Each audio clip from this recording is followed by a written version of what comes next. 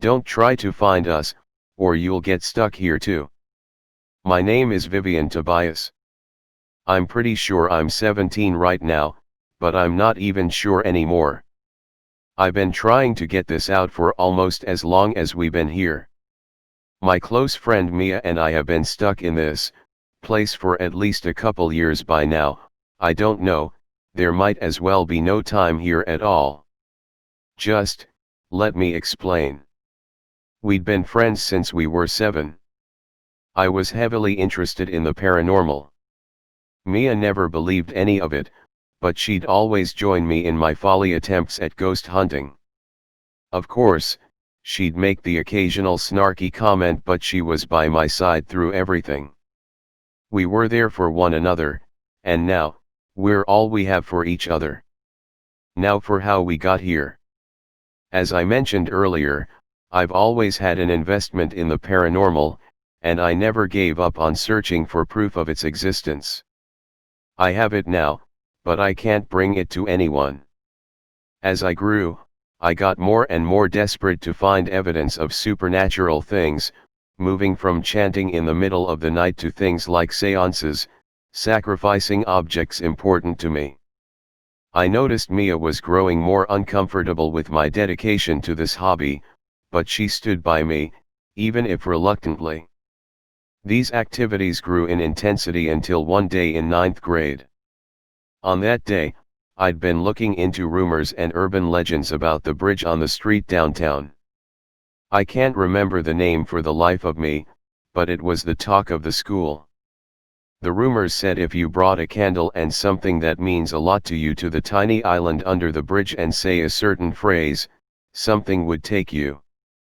I know it's just playful childish ghost stories, but nobody at school had the balls to do it, and at this point, I was so desperate, I was willing to possibly give up my life just to be sure that there's something out there. Mia didn't believe a bit of it, but she'd always been supportive of me and she wasn't about to change that. We had bought a little raft to float us to the island the day before. That day, school had just ended. I lived in a small town, so the school only had a couple hundred students. Everybody walked home and Mia and I were no different. We took the same route every day. After a few turns, Mia and I split up, she took her own path home and I took mine. Today, however, we both went to my house. Mama didn't mind having Mia over, so she had no issue letting her hang out a bit. In my room, we searched through my stuff to find something that meant a lot to us. After about 15 minutes of searching, we decided on a shitty crayon drawing I made of the two of us holding hands. It was an awful drawing, but we were 8 when I made it, so it meant the world to us and our friendship. Mia picked up the drawing. "Are you sure you're ready to get rid of this?" I nodded. Mia let out a heavy sigh. "If you say so," she muttered. While Mama didn't mind Mia being over, she wouldn't stand for me leaving without an adult to keep us company. Our minds struggled on what to do, but we ended up telling her that Mr. Lawless, Mia's dad, would be accompanying us. It took her a second, but eventually she agreed to let us go out. Mia and I had been dating since 8th grade. Our families always supported us and I'm super grateful to have had them. I gave Mama a hug and we left the house, inflatable raft, candle, and crayon drawing in my bag. We followed the map on Mia's phone to the bridge. We stopped by a fast food restaurant on the way to discuss what might happen if the legends are true. This was part of routine whenever we'd gone out to search for supernatural phenomena. The conversation went kind of like this. We'd placed our orders and Mia looked right at me. "Are you sure this is gonna work? This is what, your 50th attempt at finding something?" Looking out the window, I murmured back, "I know something's out there. If I stop now, all I've done in life will have never been worth it." The waiter passed us our drinks. Mia gave him a passing thank you before she continued. "I know you're not the type to back down, But Mia sucked in her teeth. I think it might be time to take a hint. I laughed out of my nose. Look, if this doesn't work, I'll stop this whole ghost hunting thing, like, if it's what you want. Mia put both her hands on mine. Listen, I don't want you to stop this, it's your passion, and I respect that, but maybe you could. I don't know, this whole thing, it's Bloody Mary all over again. Everyone was all about it in 4th grade, but it's just another urban legend. I chuckled again. Look, we'll try this one, and if it doesn't work, we'll just, try something else. Mia shrugged. All right, she said. We didn't say another word until we left the restaurant. We made some passing comments about the food as we moved closer to the bridge. All right, Mia spoke. We're here. She pocketed her phone and looked down the valley and into the lake below. Eventually, we could make out the shape of the island. There's one thing I forgot to mention about the legend. The ritual had to be carried out in the middle of the night. Mia and I both had location permissions turned off on our phones, so our parents couldn't come to pick us up if they got worried. Stupid idea, I know, but we were still teenagers. I mean, we still are, but we were dumb teenagers. We hung out for a while near the bridge, talking, scrolling through social media, things like that. I made sure to bring portable chargers in my bag because I knew we were gonna be here a while. Once our clocks read 11:30, we sprung into action. In preparation, we blew up the raft and started taking things off us that we wouldn't want to lose in the case of us falling into the water. Mia put her phone under my bag by the shore, but I kept mine because I was pretty confident in our raft. Once midnight struck, we paddled our way to the island. Eventually, we didn't have to paddle, as the raft had just enough momentum going to carry us all the way. Mia got out the drawing and sighed. Guess we're really doing this, huh? I rested my elbows on the sides of the raft. I guess so.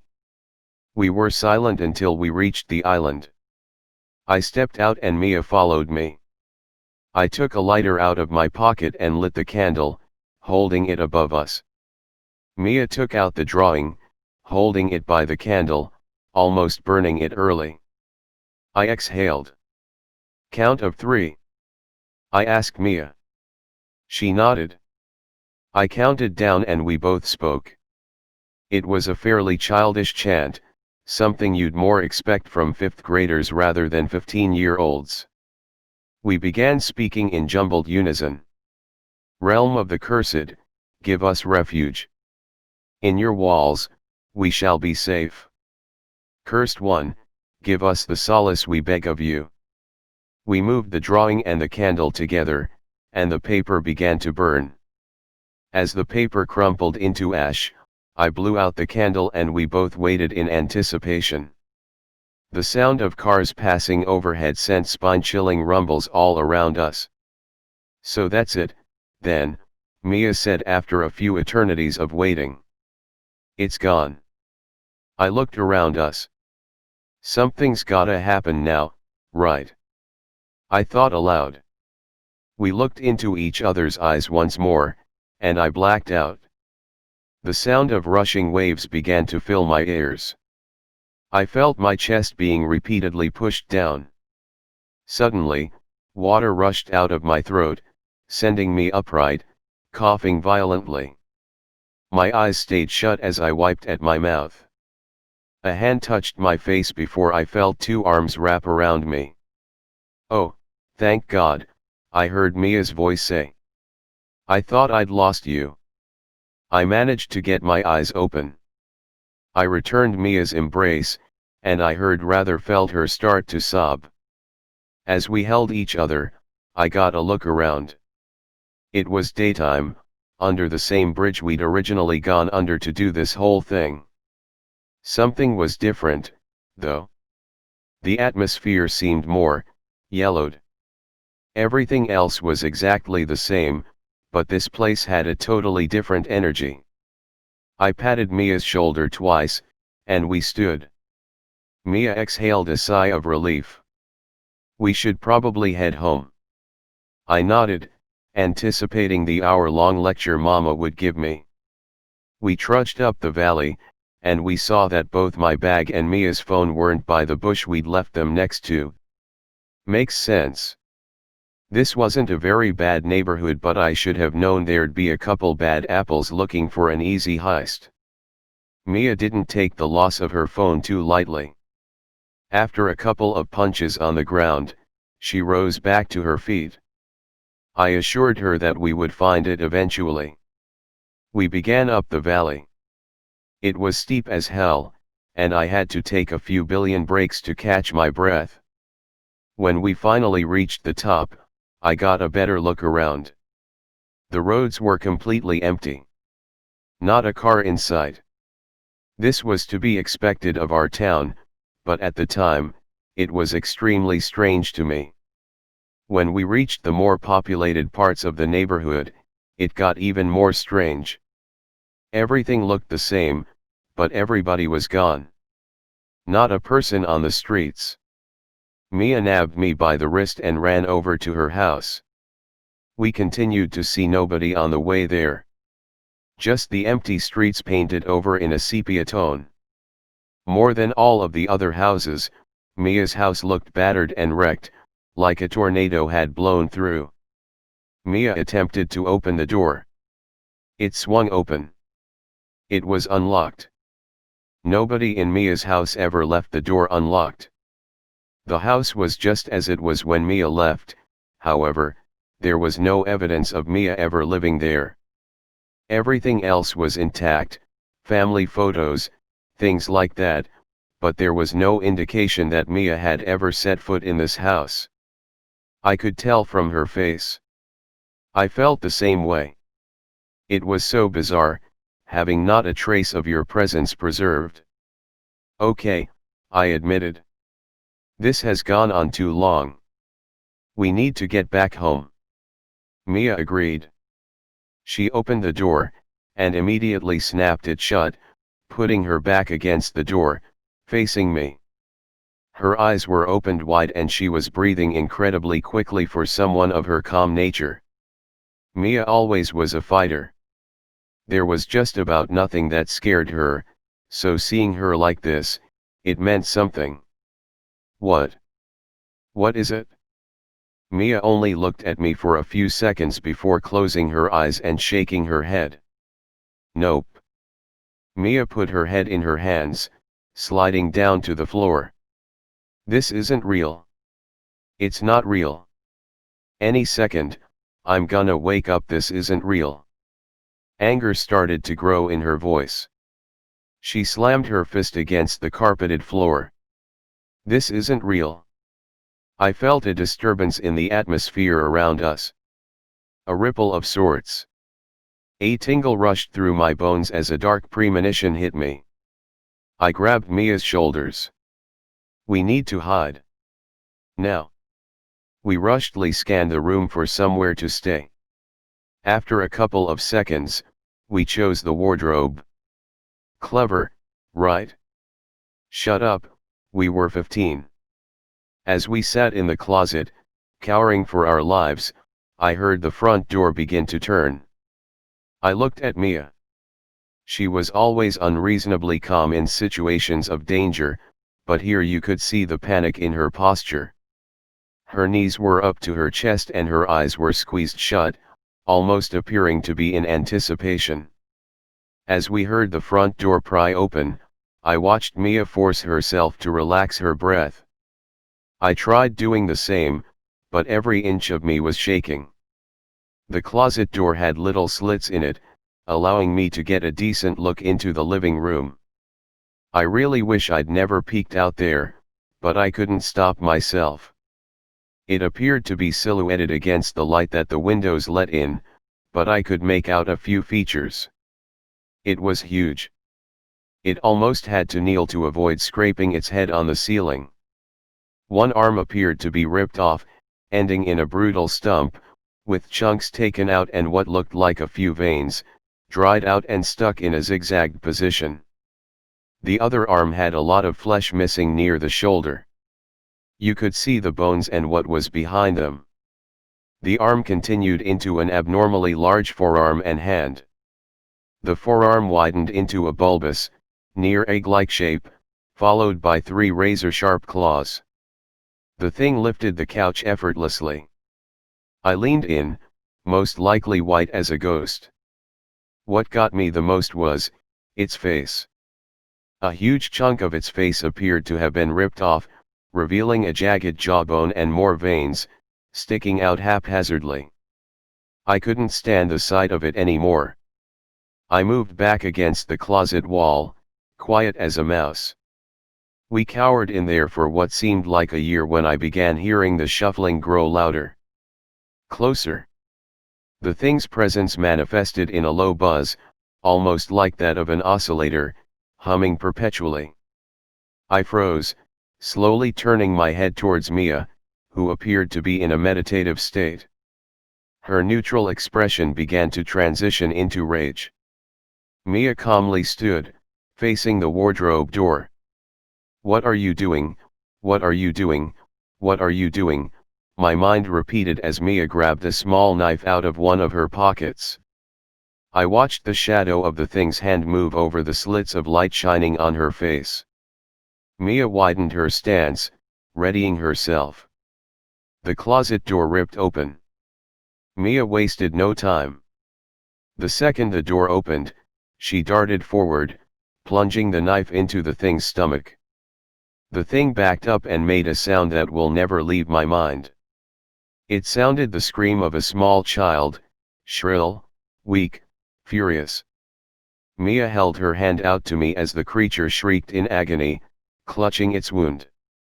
Not wanting to risk what could happen if I didn't move, I took Mia's hand and we bolted out of that damn house. As we left the door, I heard the creature's anguished screams. We ducked behind a Volvo in front of a neighboring house, stealthily watching as the creature clutched its stomach, growling in pain. "We need to get the hell out of here," I muttered under my breath. Mia patted my shoulder with the back of her hand. "The school." I was dumbstruck for a good second before she continued. "They talked all about the ritual. Maybe one of them talked about how to get out. Wrote it in a notebook somewhere." The idea clicked in my mind like a puzzle piece. I nodded. "Right. Everyone always left their notebooks and folders at school, only using their bags to carry more personal belongings and books. They always left their bags in the lockers assigned to them, so if we managed to look through enough notebooks, we'd be able to find the way out of here. At least, I can only hope there's a way out. Our path to the school wasn't a difficult one, it was getting there that threw a wrench in our plans. We had to stay out of that damn thing's line of sight or God knows what'd happen. We could hardly walk 50 feet without the thing patrolling by. Thankfully, the yards usually had several things to hide behind, like slides, trash cans, cars, etc. There was one street, however. One street I never want to walk down again. Ulysses Avenue. Long before I was born, something happened on this street that caused the entire town to abandon it, leaving houses decayed to the point of just being piles of rotten logs, yards devoid of anything short of grass and the occasional dandelion. The kids at school used to call it Curse's Pass, and did it look the part. The atmosphere appeared to dim near it, scraps of burnt paper drifting through the air like embers in the wind. I considered going around, but Mia insisted. "We gotta get there as soon as possible if we want a better chance at making it out of here alive." So, begrudgingly, I followed her. Mia seemed too calm, her only sign of reaction being loosely crossing her arms. I was trembling. It was blisteringly cold in this specific street, and every step I took made me feel worse and worse. Don't get me wrong, I was petrified, but as we got closer to the center of the street, I felt more and more helpless, like my death was inevitable and approaching quickly. I felt hopeless. It was when we were about 75% through that I began to feel eyes on me.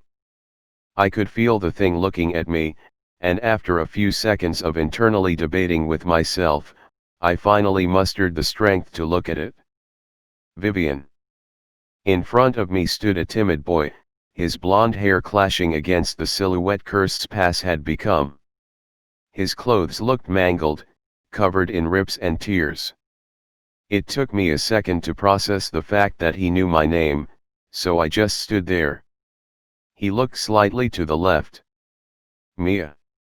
It took a moment of thinking for me to figure it out, but once I connected the dots, it was uncanny. Dominic was a kid in my school who went missing within the first week. The few times I talked to him, he seemed really kind and quiet, but always up for trying something new. The three of us took a moment to chat with each other to lighten the mood a little.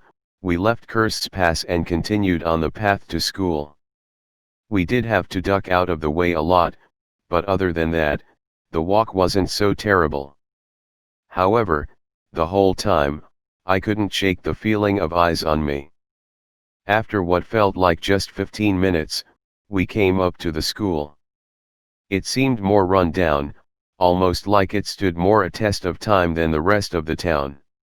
The 10 painted bricks were riddled with cracks, some bricks missing altogether. The windows were mostly shattered, and the large steel doors were dented, almost like someone took a sledgehammer to the building. I was admiring the peculiarity of it all when Mia bumped me with her shoulder. "Come on, we're not getting out of here without finding the way." Mia took 2 small knives from her pockets before handing one to each of us. We both obliged, sheathing them in our pockets. I brushed at my hair with my hand, nodding at Dominic. Dominic let out a nervous breath, entering the building. As we entered the school, my mood completely changed. The school felt calmer. The LED lights echoing across the marble floor, I could feel a sense of true safety, something I could only ever feel when at school. Let me reiterate. My dad was an abusive alcoholic piece of shit, and I had to deal with him from the moment I was born to when I was 11, when he died in a car accident. My family has been ashamed to share a last name with him ever since. Not even Dad's side of the family defended him. Even after he died, I never felt safe in my own home. The only time I ever really felt I could be safe was at school, where I didn't have to worry about him. Mia tried to open up a locker, but it didn't budge. Mia sighed, turning towards us. "We'll need to get the locker combos from the office." I nodded. I'd been taking the safety of the school for granted. I was so calmed by the atmosphere that I almost didn't notice a light go out at the end of the hall we entered the building through. And then another. I watched in terror as each light that went out debilitated my sense of safety. Mia began to shake. Something about the way she stood there, her stance widened and her eyes shaking with her body. Again, there was nothing that scared Mia, but here she was, petrified. I couldn't think. I don't think any of us could. Dominic shook his head, breaking out of his trance. In an urging tone, Dominic shouted, "We've got to find a place to hide." Snapping out of our trances as well, we sprinted through the building. Mia and I had been inside the school for far longer than Dominic had, so we knew a better way around. I could hardly talk from my breath being torn to pieces from running. "Where the hell do we go?" Mia looked up, a thoughtful expression lying on her face. "The library?" "What?" Mia slowed her pace, and we did the same. "I found a hatch under the rug a few weeks ago." If we can find a way in there, I think it might have some kind of tunnel. Maybe some supplies. I'm not sure though. We followed her word, making our way through the corridors to the library, just before we heard the entrance to the school slam open. I saw the distress in Dominic's eyes as he began to plead. Come on, come on, come on. This fucker doesn't wait around. Not wasting a beat, Mia tried at the doorknob. It didn't move. Not a millimeter, almost like it was glued onto the door, like it was carved from stone. What the hell? The terror in Mia's voice cut through me like a dagger. I felt it too. Why would the library be closed off? Would it have been our only hope of escape? Dominic began to look around in a panic, cursing under his breath. Mia snapped her head towards us. There's no time. We have to get those combinations or we're never getting out of here. As we neared the office, the floors of the building began to crumble, turning into the texture of gravel. The walls began to desaturate, transitioning into a darkened gray. The two of us came upon the office. The two of us. Shit. Dominic. Mia exclaimed in frustration. You get him, I'll get the combinations. I nodded, hesitating for half a second before dashing back down the hall. Screams began to fill the hallway. I unsheathed my pocket knife, letting it trail behind me as I sped up. I turned a corner, and Dominic was on the floor. There was blood coming from his hands, the knife sitting about a meter away, stained crudely. I looked up, and the thing was there, advancing on Dominic like a typical horror movie villain, slowly, coldly, imposing, fucking insidious. Adrenaline rushed through me as I picked up my speed. It was no use, though. It was like the hallway was extending as I ran. Do you ever get one of those dreams where you try to run, but you can barely move? Or you're running towards something, but it always appears the same distance away? That's what was happening, and I could only watch in horror as the thing grabbed Dominic by the head, lifting him 6 feet off the ground. Tears began to stream behind me, shooting back at nearly the speed of light. The ground was moving with me, the walls and ceiling blurring from speed. It was clear I was moving, I just wasn't getting any closer. I watched Dominic scratch at the thing's horrifically disfigured hand. My ears picked up the sickening sound of bones violently crunching, muffled, gargling screams, my own screams, the sound of gravel crunching under my feet, the low hum of the creature's presence. I heard it all. I couldn't take any more of it. Squeezing my eyes tight shut, I hurled my knife at the thing, drifting to a full 180 and sprinting back to Mia to tell her to get the fuck out of this place. I heard the knife cut into something, along with the creature's pained shrieks. I looked back to see the thing clutching its forehead. I was always a good throw. My short burst of self-confidence faded when I almost focused on the mangled, blood-spattered mess that used to be Dominic, which lied in my peripheral vision. My mind kicked back into gear, and my speed picked up, only this time I was actually getting somewhere. I returned to the office, and Mia was waiting for me, donning a cocky knapsack. Where's Dominic? Without a word, I grabbed Mia's wrist, bashing through the window at full force, nearly destroying my damn shoulder in the process. Glass shards rained upon us as we sprinted for my house. I knew Mia could tell from the tears raining down my face. I'd let Dominic die, and all I did was watch until it was too late. She saw me clutching my shoulder in agony and stopped me, wrapping an arm around me. I did the same and we continued. One house we passed, Dominic's house, seemed to be engulfed in an inky black, only cutting the reminder deeper into my soul. A few houses later, we happened upon my own house, just as destroyed as Mia's. There we stayed for several weeks as I attempted to recover from my injuries. Surprisingly, the pantries were all lined with food that wouldn't expire for a long time. I realized we could ransack some houses for some seeds to plant. And that's just what we did. We developed makeshift methods of defending ourselves from that fucker that killed Dominic. And that's what we've been doing for the past couple years. We gave Dominic the closest thing we could manage to a proper memorial. Every couple of days, we'd risk our lives going back to the school to bring back some notebooks to flip through. We knew the mastermind behind this legend was one of our peers, so if we find that person's notebook, we might be able to escape. In our time here, I managed to find a poor internet signal. God awful, but it's there. I can't figure out how for the life of me, but my phone managed to survive this whole shit show.